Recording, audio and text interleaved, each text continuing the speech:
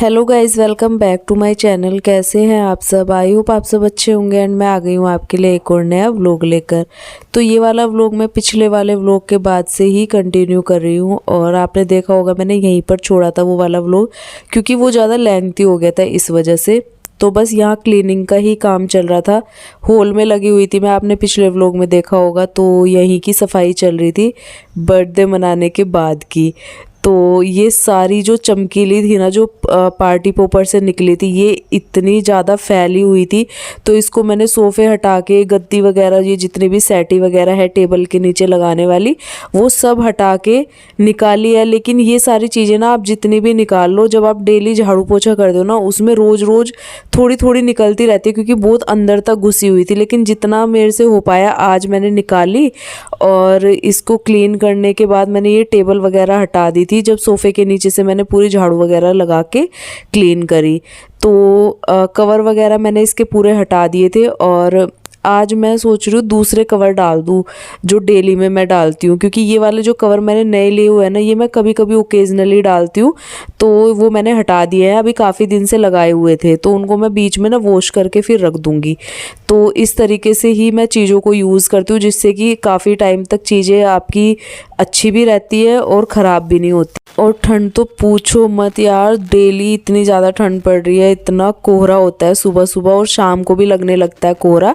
जब हम मंदिर जाते हैं ना, मंदिर से होते हम घूमते हुए आते हैं मार्केट से, तब इतना ज़्यादा कोहरा शुरू हो जाता है होना ना 6:30-7 बजे के टाइम। तो दिन में भी ठंड रहती है। और लेकिन क्या है ना, अपने काम तो करने ही पड़ेंगे, चाहे ठंड हो या कुछ भी हो। तो बस यहाँ पर मैं लगी हुई थी। सर्दी तो देखो लगती है, लेकिन यह है कि काम हमारे ज़रूरी होता है घर संभालना, क्योंकि देखो हमारे पतिदेव भी अपनी जिम्मेदारी बखूबी निभा ही रहे हैं। उनका काम है कमा के लाना, हमारा काम है घर संभालना। तो हमें भी अपनी ये जिम्मेदारी उसी तरीके से निभानी चाहिए। तो बस यहाँ जो है मैंने क्लीनिंग कर ली थी। और उसके बाद मैं सोच रही थी कि ठंड का तो टाइम है ही, तो मैं अपना ये कारपेट यहाँ डाल लेती हूँ, क्योंकि ये मैं गर्मियों में उठा के रख देती हूँ। गर्मियों में इतनी ज़्यादा ज़रूरत नहीं पड़ती है।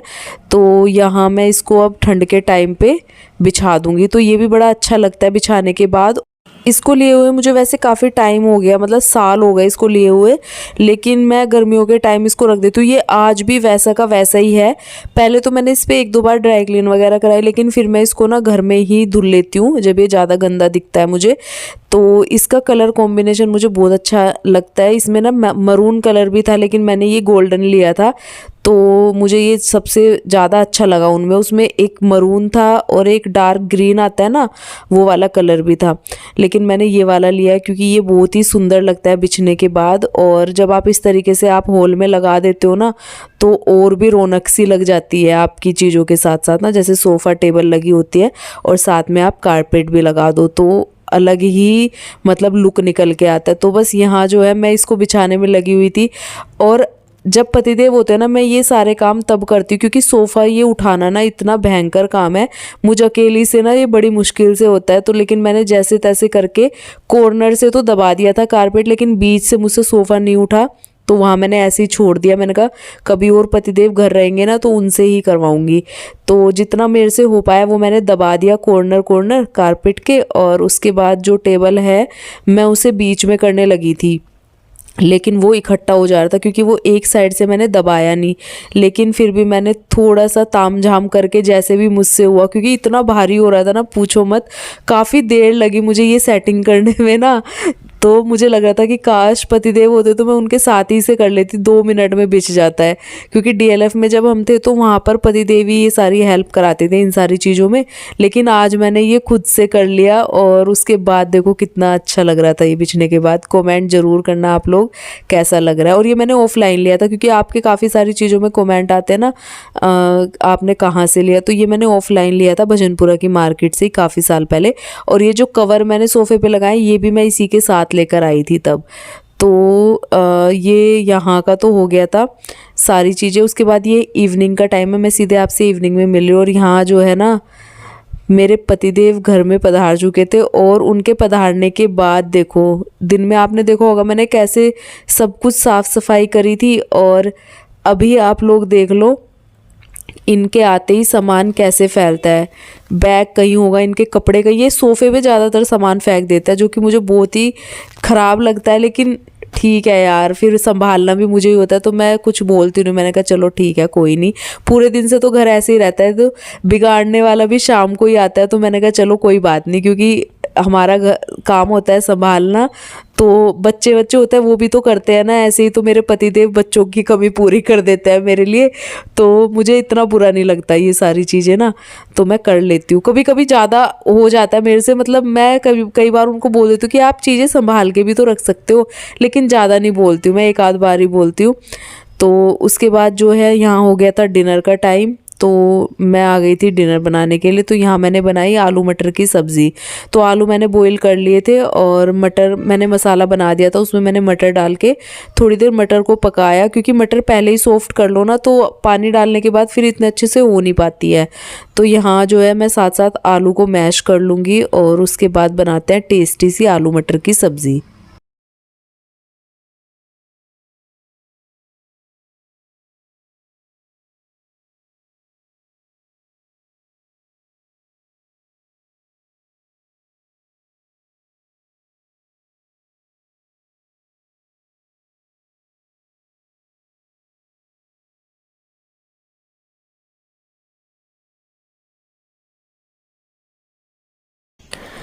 गुड मॉर्निंग गाइज, ये नेक्स्ट डे। तो मैं उठ गई थी, अभी मेरा मॉर्निंग रूटीन हो गया था कंप्लीट। योगा करके ही मैं किचन में आई थी और अभी जो है हस्बैंड नहा लिए थे, उन्होंने करी पूजा पाठ। उसके बाद सीधे मुझे नाश्ता बनाना था, क्योंकि पतिदेव को जाना था ऑफिस और लंच भी बनाना था मुझे। तो मैंने सोचा नाश्ते में बनाती हूँ मैगी और लंच के लिए मैं इनकी रोटी सब्ज़ी दूंगी। जो मैंने रात को आलू मटर बनाए थे ना, आलू मटर की सब्ज़ी रखी हुई थी, रात को थोड़ी खाई थी हमने, तो वो पूरी बची हुई थी।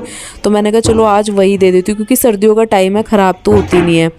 तो बस अभी पहले नाश्ते की तैयारी करते हैं और साथ ही साथ मैं उनके लंच की भी तैयारी करूँगी।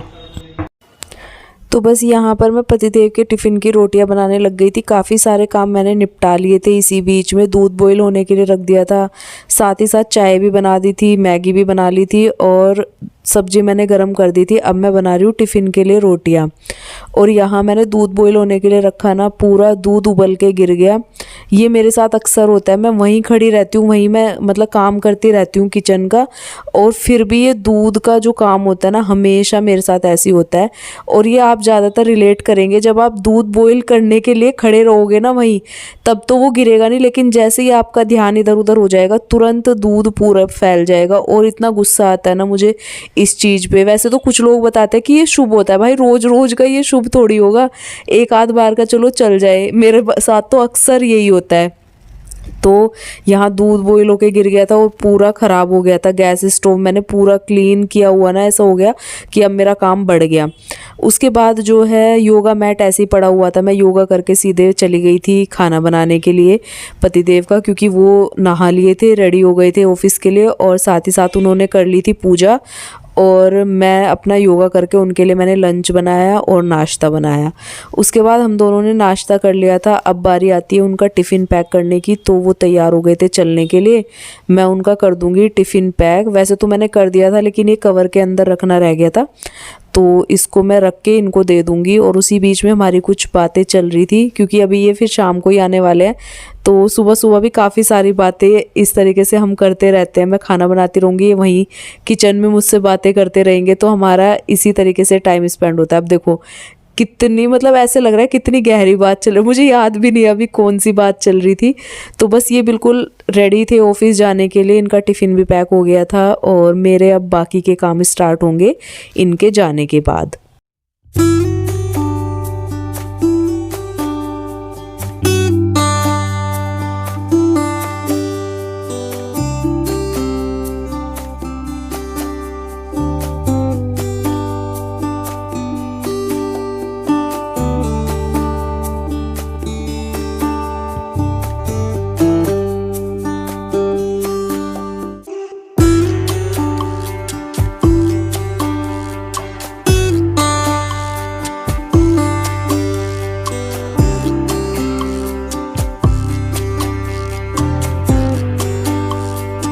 पतिदेव जा चुके थे ऑफिस और आज धूप थोड़ी निकली थी हल्की सी, तो मैंने सोचा कि जो कपड़े मैंने धुले थे, मैंने मशीन लगा दी थी जब मैं खाना बनाने गई ना किचन में उसी टाइम। तो जब तक मेरे कपड़े भी धुल गए थे, तो कपड़े लेकर मैं आ गई थी छत पे और यहीं पे सुखाऊंगी, क्योंकि बालकनी में आजकल बिल्कुल भी कपड़े सूख नहीं रहे हैं। हवा तो बिल्कुल चलती नहीं है और धूप बालकनी में बिल्कुल भी नहीं आती है। तो मैं छत पे ले आती हूँ कपड़े डालने के लिए ना, यहाँ पूरा दिन धूप रहती है। तो बस यहाँ मैंने जो है कपड़े सुखा दिए थे और छत का मौसम बड़ा ही अच्छा हो रहा था, क्योंकि हल्की हल्की धूप थी और इस टाइम पे धूप की बहुत ज़्यादा ज़रूरत होती है। तो अब मैं थोड़ी देर बैठ के धूप सेकूँगी, उसके बाद नीचे जाके नहाऊँगी और नहाने के बाद फिर आपसे मिलती हूँ और व्लॉग कंटिन्यू करती हूँ। Hello guys, good evening. अभी बजे हैं शाम के 6 और वैसे तो मुझे ना क्रेविंग हो रही थी चाय की, लेकिन अभी मैंने बनाई नहीं है क्योंकि मैं और कामों में लगी हुई थी। थोड़ा रेस्ट किया, उसके बाद मैं गई छत पे कपड़े लेने के लिए, जो कि थोड़े बहुत तो सूख गए और बाकी के सूखे ही नहीं है। आज पता नहीं, धूप तो निकली हुई थी पर कपड़े सूखे नहीं, तो मैं अभी थोड़े वहीं छोड़ के आ गई, क्योंकि सुबह की धूप ना एकदम तुरंत निकलती है। तो जो सूखे हुए थे वो मैं ले आई और उसी बीच में मैंने डिनर की भी तैयारी करी है। साग मैंने बॉईल कर दिया, आज मैं बनाऊंगी साग। कल शाम को ले आए थे हम मार्केट से ना, तो दिन में तो बना नहीं पाई, तो मैंने बॉईल करके रख लिया। अब साग बनाने की तैयारी करूंगी। और थोड़े बहुत कपड़े मैंने मंदिर के धोए हैं, वो मैंने यही सुखा दिए थे, तो वो तो सूख गए हैं। तो यही सब कामों में पूरा दिन निकल जाता है। और अभी सर्दियों के दिन है तो छोटे होने लगे हैं और साथ ही साथ एकदम भयंकर वाली ठंड पड़ रही है गाइस। इतना आलस आता है ना, मतलब कुछ भी करने का मन नहीं होता, लेकिन क्या करे, करना पड़ता है। पतिदेव अभी ऑफिस से आए नहीं है और एक मन तो हो रहा है मैं थोड़ी सी चाय बना के पी लूँ, अदरक वाली ना। तो देखती हूँ, साथ साथ काम भी करूंगी, चाय भी बनाती हूँ। और अभी तो मैं अपनी थोड़ी एडिटिंग वगैरह करी है, मैंने थोड़ा रेस्ट कर लिया, क्योंकि सुबह से फिर शाम ऐसे लगे लगे हो जाती है। सुबह हम लोग 5:45 उठ गए थे आज, और तब से मतलब नींद तो मुझे आती नहीं है दिन में, लेकिन यह है कि थोड़ा बहुत मैं लेट जाती हूँ और अपने एडिटिंग वगैरह कर लिया, जो थोड़ा बहुत टाइम बचा अपना कॉमेडी वगैरह देख लेती हूँ, थोड़ी बहुत वीडियो वगैरह देख लेती हूँ, उसी में निकल जाता है, नींद आती नहीं है। और उसके बाद जो है, अभी करते हैं साग बनाने की तैयारी। वैसे बॉईल कर लिया है, जो बाकी का प्रोसेस है वैसे मैंने आपके साथ ना कई बार शेयर किया हुआ है, लेकिन फिर भी कर देती हूँ। क्योंकि जब हम लोग अपने इधर का साग बनाते हैं ना, यूपी स्टाइल, तो जितनी उसमें मेहनत लगती है ना, उतना ही खाने में भी टेस्टी लगता है वो। तो चलिए, चलते हैं किचन में, और फिर अभी पूजा का टाइम हो जाएगा, फिर करते हैं अपनी पूजा पाठ शाम की। तो साग ना मैंने दिन में ही कट करके अच्छे से वॉश करके इसको बॉईल होने के लिए रख दिया था, और इसमें साथ ही साथ हरी मिर्च, नमक और अदरक डाल के इसको मैंने अच्छे से बॉईल कर लिया, और 1 गिलास इसमें पानी डाला था। अभी मुझे इसमें तो लग रहा था कि थोड़ा मैंने पानी ज़्यादा ऐड कर दिया, लेकिन देखते हैं अभी कैसे होता है। तो अब इसमें मेहनत बहुत होती है, टाइम भी बहुत लगता है, तो इसलिए मैंने ये दिन में बॉईल कर दिया था। तो अब इसका आगे का प्रोसेस शुरू करते हैं। तो ये बॉईल हो गया था अच्छे से, उसके बाद मैं इसको अच्छे से पीस लूँगी। तो अगर आपके पास, वैसे तो इसको घोटते हैं, गाँव में घोटना होता है ना उससे, तो और भी ज़्यादा अच्छा टेस्ट आता है, लेकिन मैंने ये हैंड ब्लेंडर लिया हुआ है। इससे मैं मिक्सर में नहीं पीसती, मैं इससे पीसती हूँ। और इससे पता है क्या होता है कि जितना आप चाहो उतना इसे बारीक और उतना मोटा रख सकते हो, तो उससे और अच्छा ये ब्लेंड होता है। तो बस मैंने इसको अच्छे से ब्लेंड कर लिया। अब इसमें देते हैं आलन। यहाँ मैंने गेहूं का आटा लिया है, वैसे मक्के के आटे का आलन बहुत अच्छा लगता है, तो मक्के का आटा भी नहीं था, तो इसमें मैंने गेहूं का आटे का आलन दिया। तो इसको मैंने अच्छे से घोल बना के तब इसमें आलन देना है। तो अगर आप सूखा आटा डाल दोगे ना, उसमें गांठ बन जाती है, तो इस तरीके से पानी ऐड करके उसका अच्छा सा घोल बना के तब इसमें इस तरीके से ऐड कर देना है, और फिर इसको अच्छे से कर देना है मिक्स, जिससे कि जो हमने आलन दिया है गेहूं के आटे का वो इसमें अच्छे से मिक्स हो जाए। तो इसको मैंने अच्छे से मिक्स कर दिया, और उसके बाद इसको अब पकने के लिए रखेंगे। अब इसके बाद जब हम इसे पकने के लिए रखेंगे ना, ये जितना ज़्यादा टाइम आप इसको पकाओगे तो उतना ही ज़्यादा ये टेस्टी बनता है। तो बस यहाँ मैं इसको आधा पौना घंटे के लिए मैंने रख दिया है इसको अच्छे से पकने के लिए, क्योंकि आधा पौना घंटे में ही अच्छे से वो पक जाता है और उसके बाद टेस्ट आता है उसका। अगर आप उसको जल्दी उतार लोगे ना तो वो बिल्कुल भी टेस्टी नहीं बनेगा। बल्कि हमारे गांव में ना जब उसको रख देते ना, जैसे हारा होता है या चूल्हा होता है, उस पे 1-1 घंटे के लिए भी छोड़ देते हैं और चलाते रहते हैं बीच में। तो तो बहुत ही ज़्यादा टेस्टी बनता है। तो यहाँ मैंने उसको पकने के लिए रख दिया। उसके बाद यहाँ कपड़े थे काफ़ी सारे, मैं उनको आ गई फोल्ड करने के लिए। जो दिन में धुले थे मैंने, कुछ तो सूखे नहीं है जो मैं छत पे ही छोड़ के आ गई, क्योंकि सुबह सुबह धूप निकलेगी तो वो सूख जाएंगे। सब पे मैं क्लिप लगा के आ गई हूँ, और जो सूखे हुए थे वो मैं नीचे ले आई। तो अब मैं उनको अच्छे से फोल्ड कर दूँगी। और बस यही काम होता है शाम के जो रूटीन में, यही सारी चीज़ें होती है जो दिन में नहीं हो पाती, फिर मैं इवनिंग में करती हूँ। तो बस यहाँ डिनर की भी तैयारी चल रही थी, और साथ ही साथ जो मेरे बाकी के एक्स्ट्रा काम थे वो भी मैं निपटाऊंगी साथ साथ।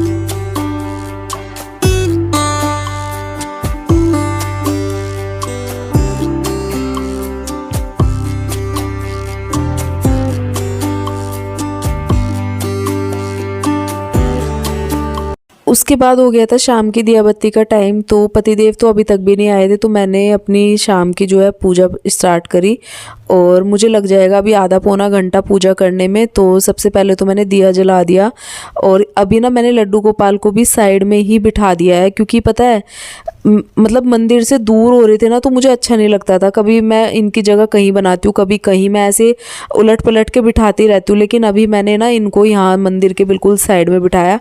और मेरे पास ना एक टेबल रखी हुई थी, मैंने ली थी ऑनलाइन, उसका मैंने इनका इतना सुंदर बेड बनाया। और एक दिन शिखा आई हुई थी, तो हम दोनों ने मिलके बेडशीट वगैरह बनाई इनकी। तो फिर मैंने इनका सारे जो वूलन के कपड़े वगैरह निकाल के सब कुछ इनका एक ही जगह पर लगा दिया।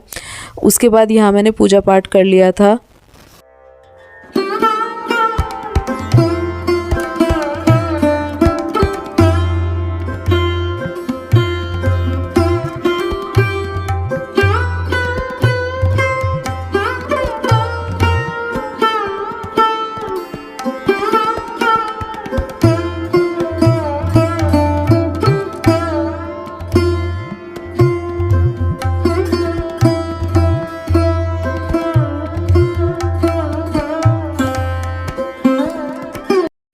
उसके बाद जो है मैं फिर से किचन में आई, और इससे पहले जो है पतिदेव आ गए थे ऑफिस से, और हम लोग फिर मंदिर गए।